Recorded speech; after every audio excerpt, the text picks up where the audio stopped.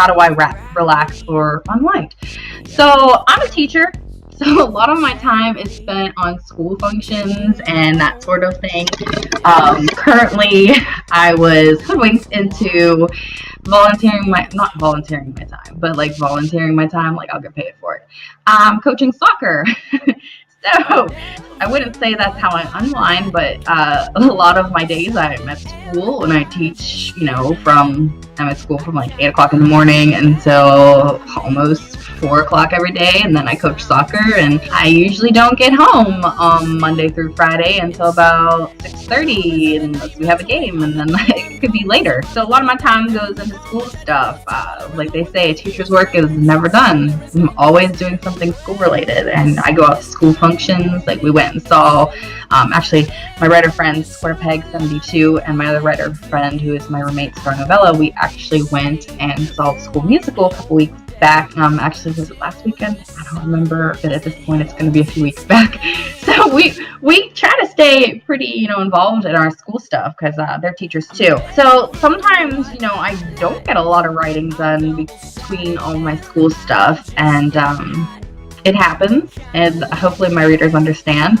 But when I'm not writing or doing writing things like creating events for the groups I help run, like Hermione's Haven or Melting Pot or Nana's Misfits, or oh gosh, there's too many. I have too many groups. Or writing for events, another group. Sleeping is my favorite. I will take a nap any chance I get. Like, seriously. I do try sometimes be more active. I like to walk, and I do have a gym membership that I never use. And after soccer season, I hope to get back into that, but we'll see. But I just, writing is kind of like my release from stress and everything. I write a lot of my frustrations into my stories to get them out of me. So it's kind of like, when I'm not doing that, what am I doing? But I do like to play video games. I have a PlayStation 4 and I like to play GTA 5 and put stuff up and drive the cars all around. And if you play that, Franklin is totally my favorite character. I love him. He's brilliant. I like to play The Sims. I like to, tell stories with them. So there comes that writing aspect again of my life. But if I'm not, in the mood to play games or whatever, I binge watch a lot of TV. Like, I have Netflix, I have Amazon Prime videos. So I like to either lounge on the couch or lay in my bed and just watch movies and TV shows. Seriously, sleeping is my favorite. That is how I unwind. Like, that's how I de-stress. I love to sleep. Plus, a lot of my story ideas come from dreams. So, yeah. Do people in your everyday life know you write fan fiction? If so, have they read it? Okay, so growing up, writing fan fiction was pretty much like the nerdiest, geekiest thing you could do, because not only were you like super nerdy for like being involved in all these fandoms, but now you were writing stories for it too. Nerd! Luckily, that faux pas has since gone away, and now I really, people know I write fan fiction. They know I'm a writer. They know I write fan fiction, and while I don't explicitly say, hey, look, here's all my fan fiction on my personal Facebook page. Like, I mostly keep it to my Facebook groups or whatever. I do not have an author account because it's not that I don't believe in it. I figure I can keep it separate enough. I mean, if something were to happen, that opinion might change, but until then, it is what it is. I don't have any kids to worry about, so I just have cats. 2 of them. Some of my family and friends have read my stories. Actually, funny story, I was writing Wolves Without Teeth, and I wrote my first mild BDSM scene between Hermione and Loki, and I sent it to my mother to read, and she did, and she was like, I think you need to get out more. I was like, okay, Mom. But she said it was okay. Really, I just needed an adult supervision on that one to make sure it was okay. Yeah, I mean, I'm an adult, but she's more of an adult. I don't know. But yeah, she's read it, and some of the people I work with have read my fan fiction too, but I'm very careful who I share it with, obviously.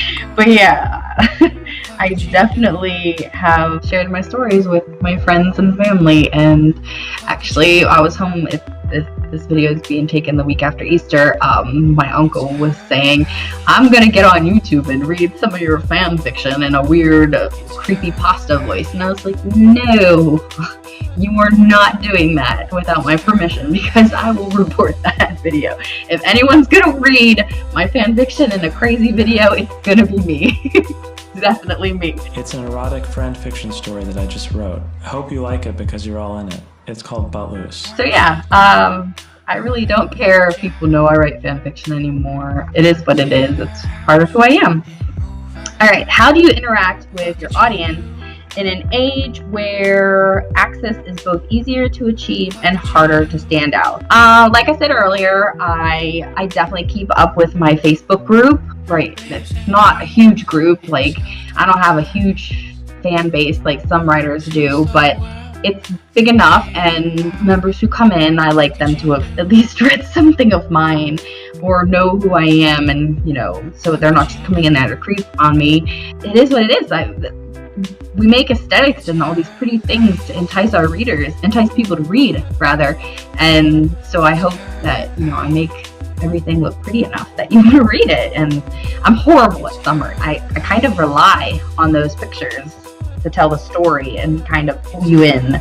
But it is hard to stand out because there's so many of us. And before, I was one of the very few crossover writers, and that's kind of where I sit nowadays. I don't actively write Hermione anymore, which is the second most popular pairing in the Harry Potter fandom, aside from Drarry. And so it's hard. Like, now there's a lot more of us crossover writers, so not only am I trying to stand out in a very rare circle, now there's a bunch of us, and it's like we're fighting for attention. Like, yes, you've read that story, but mine's completely different in a way, and I kind of think will probably feel like that when we're writing, and it's hard. We all have to try. And so I make the pretties and I share them with you, and hopefully it gets you to read. And I don't like to force people to read my stuff. I don't like to shove it down their throats. But if you come and read my stories, I appreciate it, and they're a part of me, and I hope they leave something with you. I don't really know. I guess it is easy to get your information out there, but harder to make people see it, because things can get buried or pushed aside or ignored, exactly like that. When I guess I'm talking to I love talking with my readers. Like, if you read my stuff and you ever want to talk to me, you can talk to me on the post. You can talk to me via PM on my Facebook page. I typically don't respond to reviews on fanfiction.net because I don't like their private messaging system. It's clunky and old-fashioned, which is pretty much like their whole site. But I always respond to every comment that's left on AO3. So if you leave me huge, heartfelt comments, you're probably going to get a really good response back from me, because I love it. Like, I love talking with my readers. It's one of my favorite things to do. Seriously, if you ever want to talk to me, reach out to me. If you have, I don't take plenty ideas, but if you want to talk to me about my stories that I have, I'm more than willing to talk to you about them.